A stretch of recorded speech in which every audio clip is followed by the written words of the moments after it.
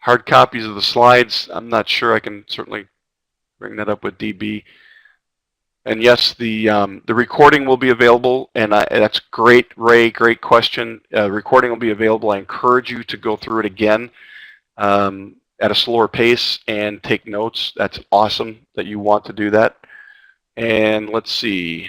When I say, let's see, recognizing extremes, is that the same thing that DB called a leading base in past training?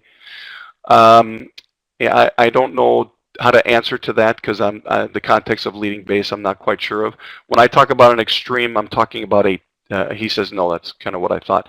I'm talking about a test, a probe into an area where price has not been before. Buyers or sellers are testing, they're probing into an area, into an extreme of the day for a month, et cetera, et cetera. When I say weak, am I referring to the colors, the math differential of the prints? Yes. And you know, one of the things I truly, and I don't just say this because I'm working with OFA, it's the reason I'm working with OFA. The thing that I love about it is their algorithm and the fact that I can customize my colors so that I can take more thinking out of trading and I can react to what I'm seeing because it is doing the work behind the scenes once I've set it up. I love it. I love it. I love it because trading takes a whole lot of concentration, especially when you trade reading the print and using order flow, because it's a lot of numbers to be watching. When I can find an area and I can identify what a market is trying to do and rely on the colors and the software to tell me if my scenario is occurring, where I don't actually have to read the numbers, I can see strength and weakness. Oh my goodness, it was a complete release of focus that I didn't have to have anymore, and I could start looking at the print once I got into a trade. So yes, yes, and yes. When I say weak and strong, I'm referring to the colors of the math and the differential of the prints. Okay. Spoofing relates to the dome. Yeah, okay, I understand what spoofing means. When you've got a lot of ghost orders sitting out there in the dome, and as price starts moving up towards that price, the closer it gets, they take them away. Yeah, that's one of the reasons I really don't put a lot of my trust in the dome because of spoofing. It's possible.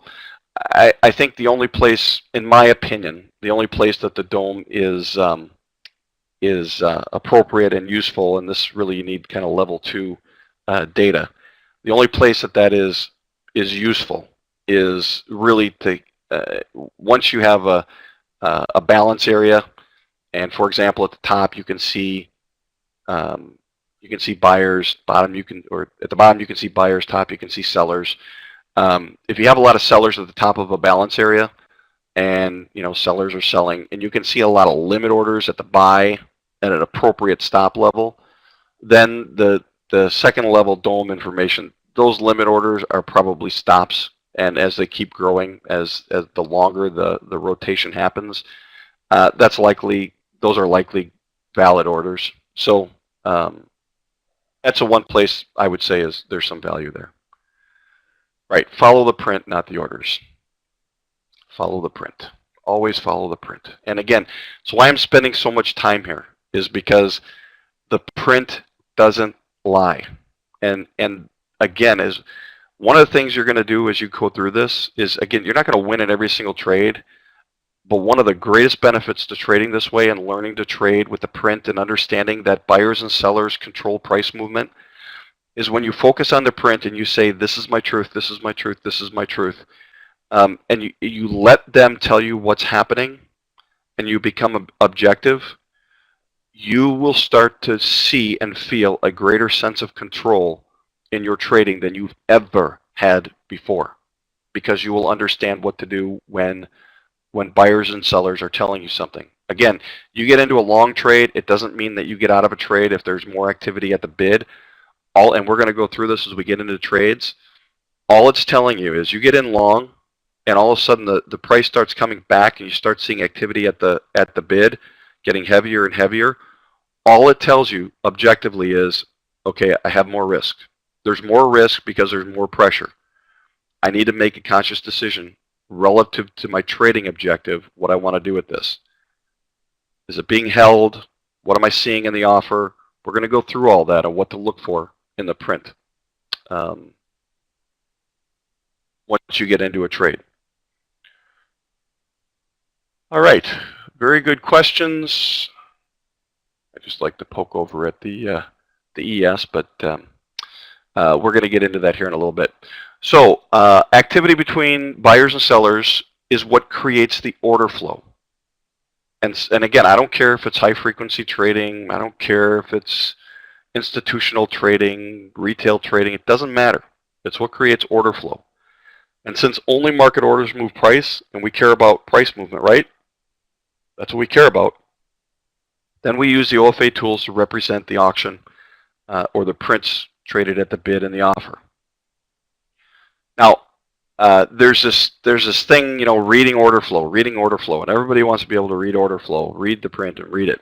But what I would tell you is reading order flow is both a process and a point in time activity. So, for example, what I do when I'm trading the ES is I'm usually up, I'm on Central Time. I'll try to convert this to Eastern. I am up by 7 in the morning, 7 Eastern, 7 a.m.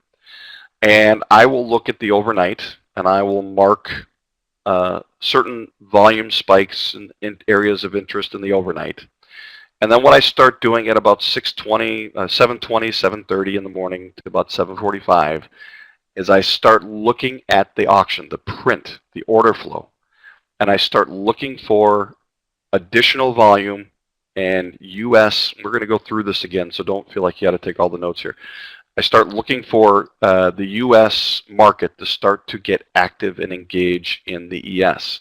And so I watch the print and I look at the volume and I see something in there and I say, oh, that's great. Here we have a little bit more volume here. I can see the US market starting to wake up and start to get involved. What's that doing? What are they trying to do and how effective are they in doing that? Oh, they're pretty effective. Their price has been moving lower. I can see buyers stepping in while they're holding price.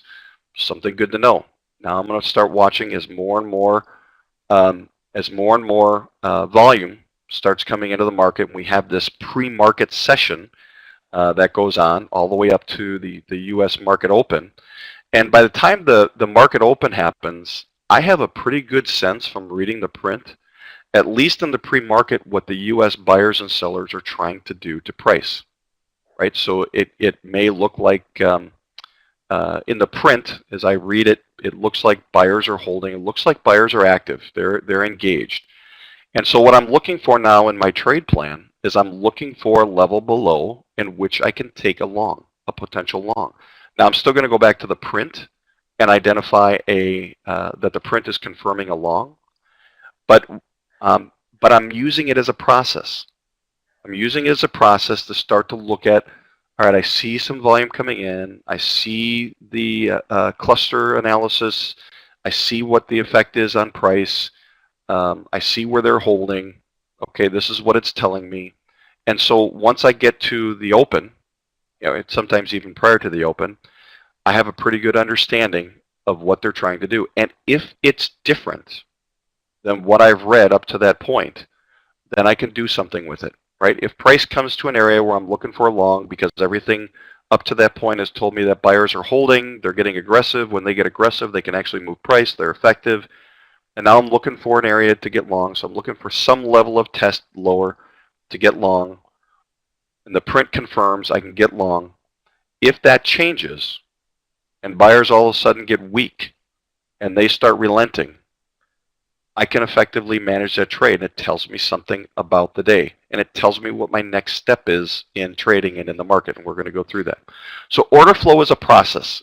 And sometimes it can be done in a point-in-time activity. So for example, when I'm looking to get into a trade, I've picked my level, right? Because I want to buy with buyers. I want to sell with sellers. But not just at any given time. I mean, if you look at the ES right now, let me get a volume profile up here. Now, one second. Let me just show this to you.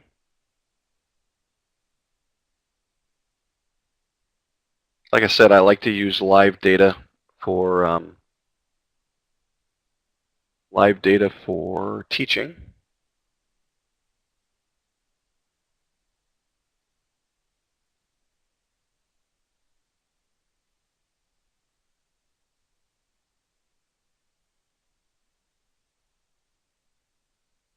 So let me grab the volume profile.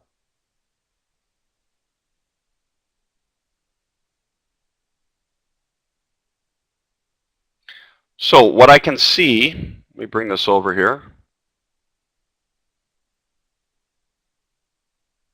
In the profile is, and we're going to go through the structure of the profile tomorrow, I can see a very balanced morning in the profile. And I've scrunched this all up to get all this on one chart. But I can see a very balanced profile. The volume point of control is down at 22 at this level, 22. And what that means to me is right now this is most fair price. And so this market is telling me right now that these participants are finding balance at this area, and we're in a balance area. We have rotation. So to tell me what my next trade opportunity might be, or what I might be looking for in terms of a trade opportunity. So the volume profile starts to show me structure. If I open up the prints, the print starts confirming that structure. So I can see weakness at the offer at the top of the range. I can see relative weakness down below. And in a balanced morning like this, what I would expect is price to move higher, price to move lower. So it starts showing me I have no opportunity. If I get in long or short right here in the middle, I'm toast. This could come back down here. It could move up there. So what it starts to show me are where my trading opportunities are and what I'm specifically looking for then in the print to confirm. I mean, and honestly, it's kind of this easy, as we're going to see, is we're going to identify our areas for trade. Trading in the middle can be difficult. We're going to identify our areas for trade. We're going to learn how to confirm in the print that the trade is there, and then we're going to learn how to objectively manage that trade. And if the print starts telling us we have more risk, I'm going to show you how to make an objective decision. There's going to take some practice there for you to be able to manage your trade effectively. But right now, this market is in balance. I see a pretty good rotation. The volume profile shows, we're going to go through a lot of this tomorrow, a very solid distribution of price. And this starts to identify where trade opportunities are for me. So my trade, like I said, the trade opportunities, I made a trade earlier today, actually last night. My trade opportunities really are up here or down here. When I look at volume point of control, which is actually now moved up almost in the middle here, 2375, I just simply can start reading the prints where I have opportunity or where the market gives me opportunity. This is point in time print reading. Reading the market or reading the print as a process is something different. That is taking a look at, for example, I can see sellers here. I can see in the print, and we're going to go through this, but I want to give you a live example. I can see in the print sellers really pushing, really pounding on the bid. They went weak, moved all the way back up, moved up to the top. They went weak. Buyers went weak. I have a market right now in balance. I have no trade opportunities in the middle. Anything in the middle is a risk. My trade opportunities right now are on the edges.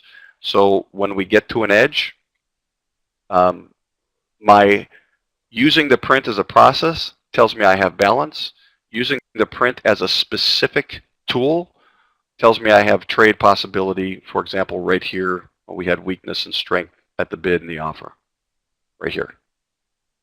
And I would be trying to manage this trade back up to this area, taking some profit at the VPOC.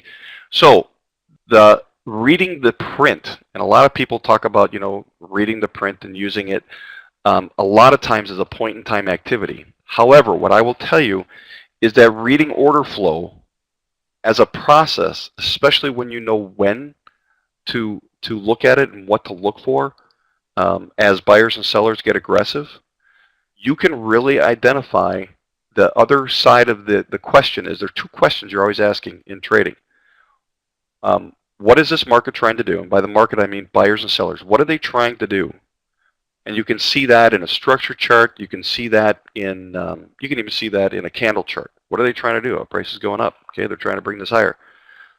The second question is, how effective are they in doing what they're trying to do? And the best way that I found in actually determining that is using order flow as a process as you're going to look at it anyway.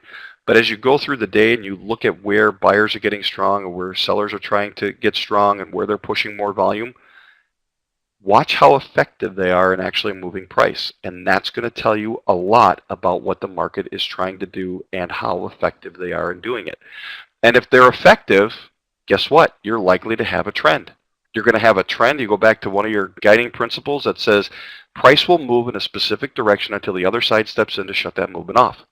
So if I can see sellers coming in, pounding the bid, pounding the bid, pounding the bid, and they're actually effective at moving price, then I have sellers being effective in some form of a trend, and I know price is likely to go in that direction until the other side steps in to shut that movement off. So what am I looking for? Well, number one, I'm looking for a short opportunity, possibly on a pullback, and I'm looking for responsive buying. I'm looking for the other side to step in and hold and start to prevent sellers from actually making progress. When that happens, red flags go up in terms of risk to the downside. Doesn't mean price won't keep going down, but as I'm reading the print, that tells me, oh my goodness, we have buyers holding. Any further movement to the downside might be at risk here. Or I need to keep watching. If it comes down and I see more responsive buying in terms of actual price movement, I know buyers are stepping back in, especially if it's at a level I'm looking for buyers to step in at. So again, reading order flow, it's a process and it's a point-in-time activity.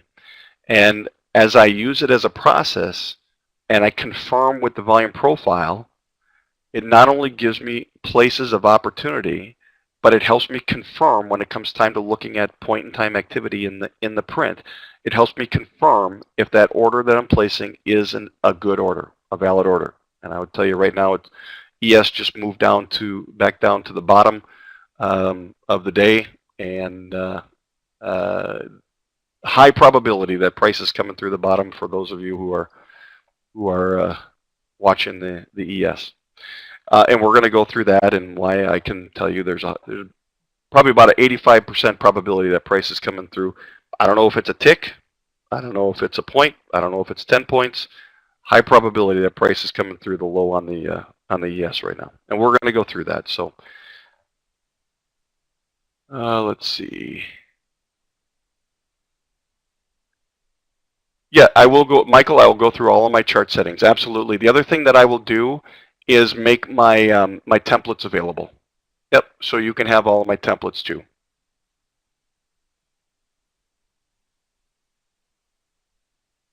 Very possible a settlement test. That is correct. I have a just for your information, I have the closing swing low on Friday was at 1918, and I would look for buyers to step in between 1918 down to potentially 1725 level. So,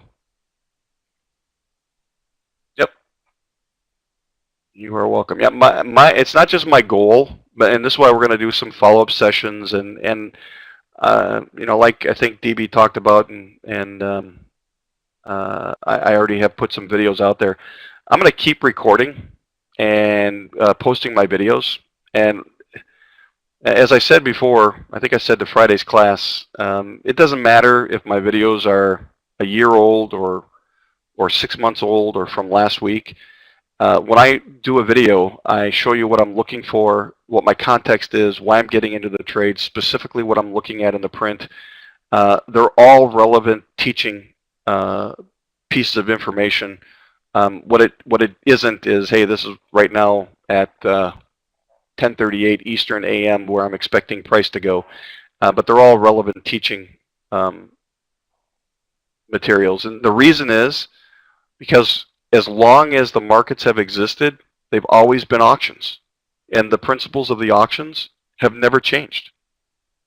So it's always been a push-pull relationship between buyers and sellers. And when buyers and sellers are active, and you can see it in the print, it doesn't matter if the lesson was from a year ago or a week ago. It's the same lesson because the same fundamentals apply. And once you get that, once you understand that, then you can start really taking, it tells you understand the principles, and you can really start taking this into other instruments. All right, so I've spent a lot of time on reading order flow as both a process and a point-in-time activity. The process of reading order flow provides context for developing day. When I talk about the process of reading order flow, again, that's me talking about, hey, I'm looking at buyers and sellers over time. I'm looking to see where volume comes in, and I've got a super simple tool. I mean, you won't even believe how simple this is. Just to give you a flag, a heads up when volume is coming into the market. It's not going to tell you. It just is a flag to go look at your print. That's all it is, and we're going to go through that. So the process of reading order flow gives you context for the developing day. It allows you to look at the volume profile and say, oh, I totally understand why price did what it did. I understand what buyers and sellers are trying to do on this day, and it makes a lot of sense because you're going to get confluence with the volume profile. So reading order flow as a point-in-time event, again, is for trade entries and trade management. So again, reading order flow, two things: getting context to identify trading opportunities. And when we talk about reading order flow as a process, we're talking about how effective are these buyers and sellers being. It's the second part of the question. What are they trying to do and how effective are they? Order flow provides that context, and then point in time is relative to entries and trade management.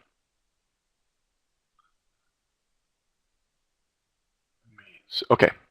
As a process for context, right, we use order flow chart and a structure chart and the volume profile to gain an understanding of buyer-seller effort and, again, effectiveness. How effective are they in actually moving price?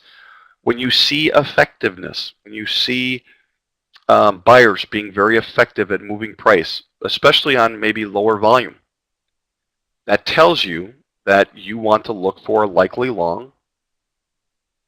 You're looking at the volume profile. As long as you've got room and you can see that the market isn't, buyers aren't done to one side, and your best opportunity is going to be on a pullback, and you want to look to jump on a trend. A lot of times we won't know if a trend is starting, but we all know the trend is your friend, and there are some people who just love trading the trend. This is where we get context for that trend, and then we use the specific order flow chart to get us into a trade to take advantage of that trend. So in addition to the order flow, OFA provides, at least what I feel, two other very important indicators. I've talked about them. They're the volume cluster analysis and the momentum analysis. So as you're looking at the print and you start to begin to understand how to get context of what the buyers and sellers are trying to do and how effective they're being, now we take these other two tools, which are the volume cluster analysis, that takes in any given bar the majority of the volume, tells you, is this buying